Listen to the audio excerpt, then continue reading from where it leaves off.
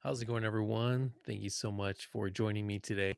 I asked ChatGPT, how much does a family of four need to make in order to be able to pay for a mortgage, eat, drive to work, go out to eat once or twice a month, and have a frugal mindset while living in Southern California? Answer: 250,000 to 300,000 a year. Solid, grounded estimate for comfortable but frugal in Southern California today. Yikes, that is our reality. Hi, my name is Jason Romero. I live in Southern California where it's beautiful out here. The weather's amazing.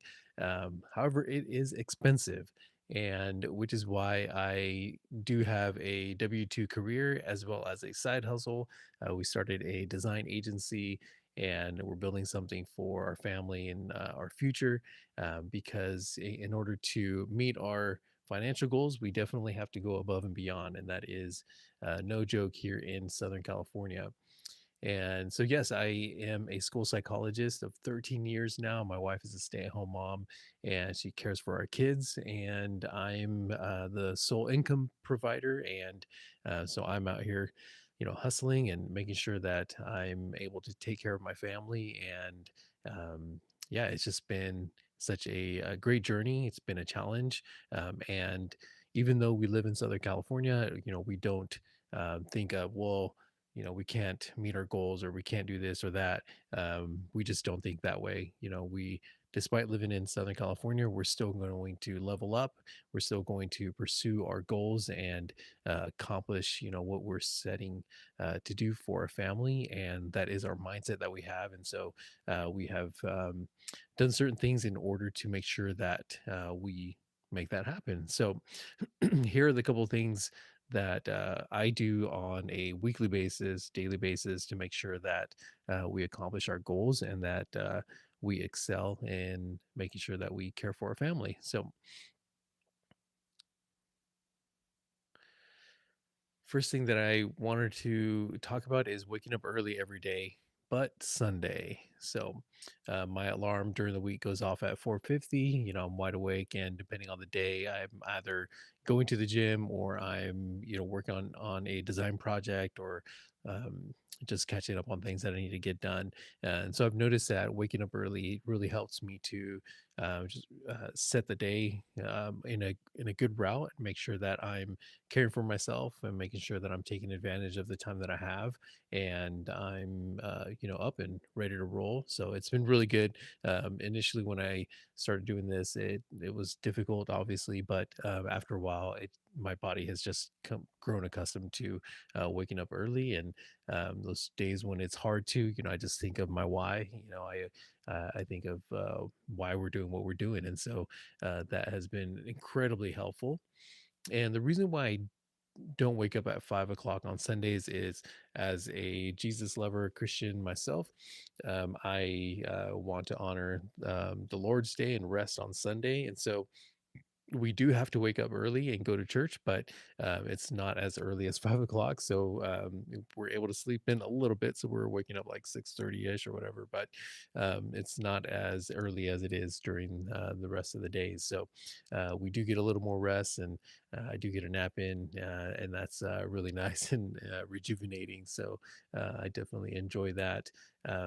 But it is hard sometimes to rest on Sunday because I think of every single thing that I have to get done. And, I think of, well, I have today to, get XYZ done. And, but I've been a lot better at it lately. And there are times when I will need to uh, do stuff here and there, but I really do try not to because it is the Lord's Day and I do want to rest and be with the family. And so I can say lately I've been a lot better at it. So it's one thing that I need to make sure to make a priority, and rest is good. And so I'm choosing to honor God through that. So, second thing that I do is I have a W-2 career. I'm a school psychologist. I've been doing that for 13 years now here in Southern California. And I do my best to make sure that I do not bring anything home. So I look at my work that I have to do. I make sure that I streamline it, that I'm organized, that I'm efficient, that I don't waste time when I'm at work. And so I'm very strict about that because at when my time is to leave, I take off and I am here at home, hustling to get other work done and making sure that I have those firm boundaries around work has been crucial to me. So when I'm at work, I'm working.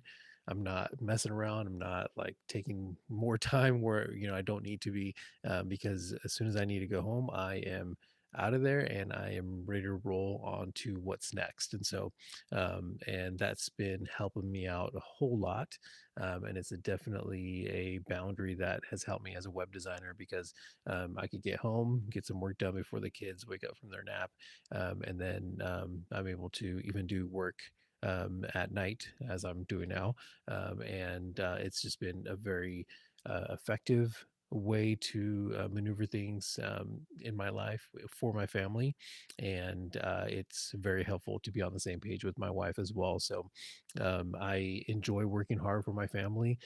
So I'm not out here like playing video games or like, I don't know, wasting my time. I actually enjoy doing this. And so if I could enjoy it and also care for my family, then I'm all in. So it's been really fun. But those boundaries at work has been crucial for me. So um, the next thing is touched on it a little bit, but communication.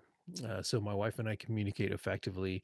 We're not perfect, but we do strive to communicate as much as possible, because when I have deliverables to make for a client, or I unfortunately I need to stay a little later for work, or I'm staying up late recording, or designing some things, we need to be on the same page and we have to be effective with our communication. And so we've worked hard at that, and it's been very it's just been a blessing to be able to do that, and I'm very thankful for that. And so we know why we're doing what we're doing, and so we both are working towards that goal to build a legacy for our family. And so being able to um, be on the same page and know that when we're working, or when we're hanging out, it's just us time. So that has been very helpful for us. And one thing that when I was going into Bethel Tech for the UX/UI design program, um, she she was bought in because I had showed her already that I was willing to work hard towards something I had in mind. For example, like I would tell her, "Hey, I'm thinking about doing this XYZ in order to chop down debt. Like, what do you think?" And she would, approve it, or like just confirm, like, yeah, go for it. And then I would actually do it. I wouldn't sit on it, or I wouldn't, take my time. I would just get it done. And so she has seen that pattern. And so when I went into the design space, she trusted me. I mean, didn't really hesitate. She just wanted to know the numbers. And she's like, okay, if you think that's going to be a good route, then I trust you. And so hearing those words from her were incredibly supportive. It was encouraging, like, that's what I needed to hear, and her saying that, like, I make sure that I protect that now, and, I'm so thankful that she's, super supportive, and, but she knows that I'm putting action to that. And so, because she's seen me take action, she's knows that, I'm not gonna be messing around, that I'm actually leveling up and doing something with it, and she's seen the outcomes. Like, she has been very supportive in that. So very thankful for that. We've communicated to this place, and I just want to make sure that I protect that, and that I don't take advantage of that, because trust is earned. So I don't want to start slacking off, or like sleeping in late, or not getting my deliverables in, or just messing around. I just today I'm choosing to get this done and prove to her that I'm doing what I'm supposed to be doing. And so it's just been cool to hear that, and have that support. So communication has been super helpful.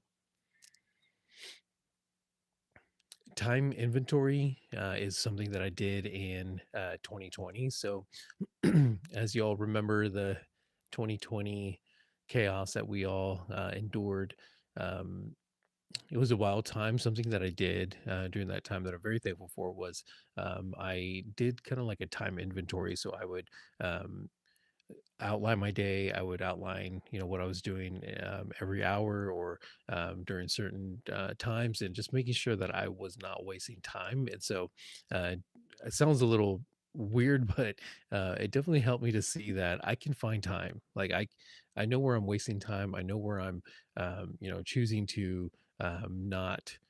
Level up or not, finish a project. Like doing that time inventory for me was super helpful. And so I don't do so detailed of like note taking, but I am just accustomed now to like making sure I'm not um, wasting time. But one thing that I do like to have is just like a task list, and I like to write things down still. And there's so many apps that you can use to help budget your time, but I really just like a pen and a paper, and I just create lists, and just checking them off is helpful.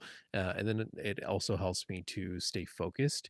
And so, because some of the work, as you web designers know, like it can be overwhelming, or you just um, be in pixel pushing whatever you're doing at the moment.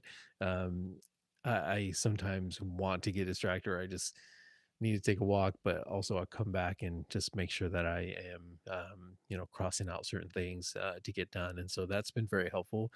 Just being mindful of my time. And again, I started doing the more of the strict time inventory, and then now I've grown accustomed to just having a list and making sure I'm working towards that list and knocking out you know the um the priority task. So uh that is definitely something that's helped me. And last one is boundaries. So in my 20s, I had horrible boundaries. I would say that I didn't really have boundaries, to be honest. In my mid 30s to current day, I'm currently 40 now. And I've learned that book Boundaries. If you haven't read it, go read it. It's amazing. Definitely transformational. So after reading that, and then also reading it with my wife, like it's just been a game changer. And so I've developed healthy boundaries around, my relationships, my work, side hustles. Um, it's been so helpful, and I'm so thankful that I have been willing to do that, and it's provided a lot of really great things. So, may sound boring, unnecessary. However, I think that in order to care for my family, my kids, myself, my career, my side hustle, like I need boundaries. And so I need to know when to say yes and when to say no to things. And so that has been incredibly helpful for me. And it's been great to be able to see how helpful that's been in my life right now. And yeah, I did say, I'm 40 now, but it's never too late. It's never too late to consider any of these things that I just talked about. And it's I'm a firm believer in Christ, and so God has given me this redeemed life, and He's definitely saved me from myself, and so I get to enjoy what He has for me now, and so I want to protect it, and I want to make sure that I'm fruitful with what He has given me. So those are the things that I have engaged in order to manage a side hustle while carrying a W-2 career. So. Uh, Question of the day: which of these 5 tips will help you and your side hustle so that you can take care of your family? Let me know in the comment section. I'd love to hear from you. Also, if you're watching this replay, let me know in the comment section. Hit me up with a replay, and I'd love to connect with you and see how you're doing. And I hope these insights helped you today. Thank you for watching this video. I look forward to seeing you in the next video. Again, my name is Jason Romero, and thank you for watching, and I will see you in the next video.